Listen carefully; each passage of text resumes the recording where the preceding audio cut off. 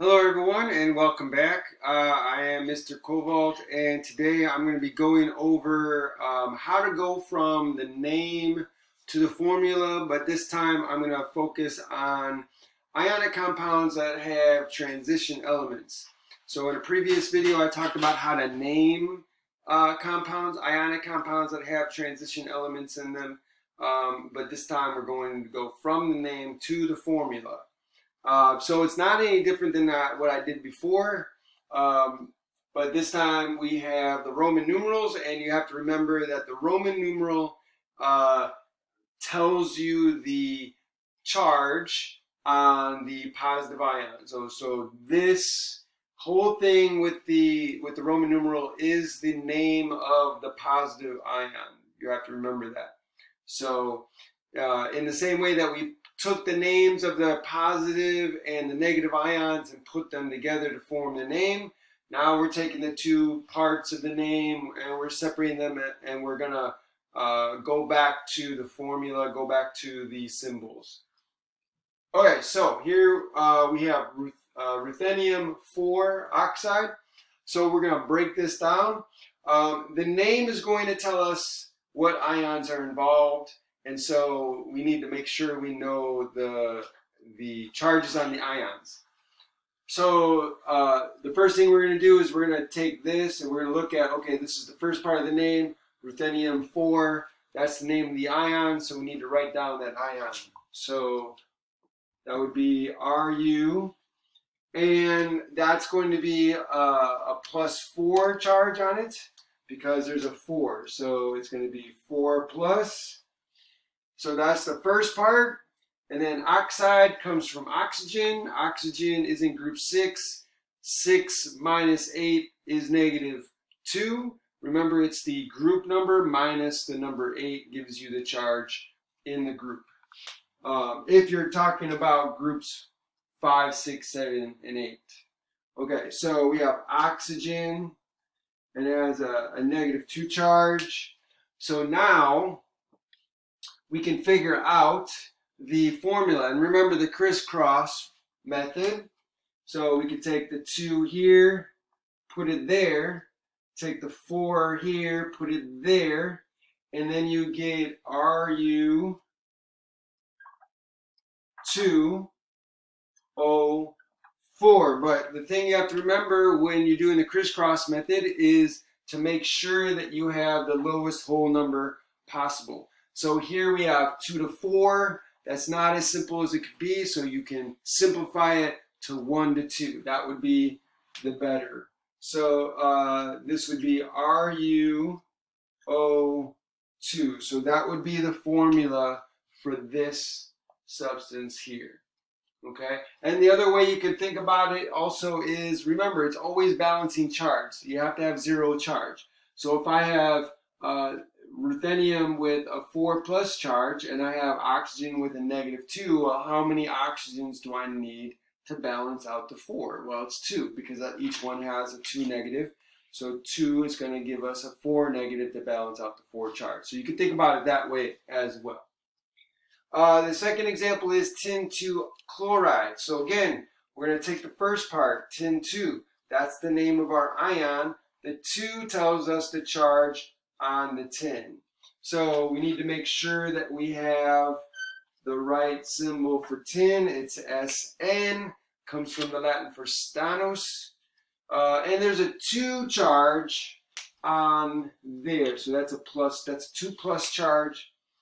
And now we have that ion done, and now we have the chloride ion. We go to the periodic table. Chloride comes from chlorine. Chlorine is in group 7. 7 minus 8 gives us a -1. So that's going to be Cl negative. And again, you can just look at this and say, okay, well, how many chloride ions do I need to balance with the 1 tin ion or the tin 2 ion? Well, since this is a +2 and this is a -1, I need 2 of these to balance out with 1 of those. So it would be, I need 2 of these. Or you could do the crisscross method. That is very popular. So I could put the 2 down there. There's a 1 here. I put the 1 down there. We don't write 1s, so it would be SnCl2. So that would be the formula for this one. Okay, C, we have lead 4 nitride. So lead 4 is the first part. That's our first ion, lead 4. Pb is lead. 4 is the charge, so it's a plus 4. So 4 plus on the lead. And then nitride comes from nitrogen. Nitrogen is in group 5.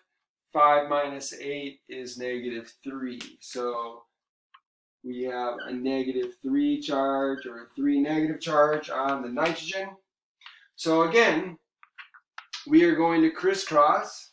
So here we have 4. So the 4 is going to go down here as a subscript. The 3 is going to go down here as a subscript. And we have Pb, 3, and 4. And so you can see that 3 to 4 is the simplest whole number ratio. We can't simplify that anymore. So that is the formula for lead 4 nitride. All right, next is cobalt 3 phosphide. So the first part is the first ion, cobalt 3. So look up cobalt on your periodic table. CO has a 3 plus charge. So that's 3 plus. Phosphide comes from phosphorus. That is in group 5 as well. So 5 minus 8 is negative 3. So that has a negative 3 charge as well. So it's going to be P3 minus. And again, you can notice that cobalt has a 3 plus charge. Phosphorus has a 3 minus charge. Both have equal charges. So you only need 1 each to balance out the charge. So it would be COP. If you do the crisscross method, right?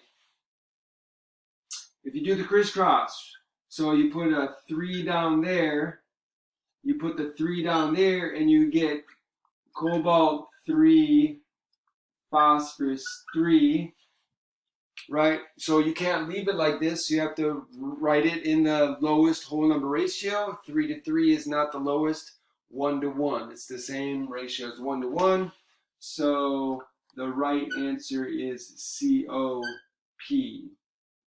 So that would be the correct way to write the formula. Okay, last one, Mercury 1 bromide. This one is a little tricky because Mercury 1 comes in a particular form, and you have to know that. So what do?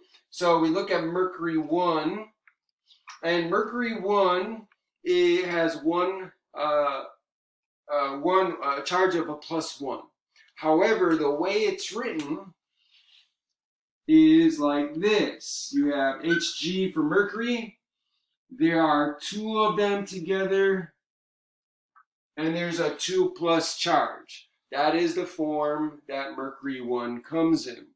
So it's still a plus 1 charge because we have 2 of these, and we have a total of a 2 plus. So that 2 plus charge is distributed evenly among the two atoms of mercury. So each one gets a plus 1 charge. That's why it's Mercury 1. Okay. So then we have to add bromide. Bromide comes from bromine. Bromine is in group 7. 7 minus 8 is negative 1. So we write down bromine, Br negative. And you'll notice right away that if this is a plus 2 charge total and this is a negative 1, then I need 2 of these to balance out the charge. And so, or you could do the crisscross method as we did before. So the 2 goes down there, right? And the 1 goes down here. And so you get 1 of these. So the answer is Hg2, Br2.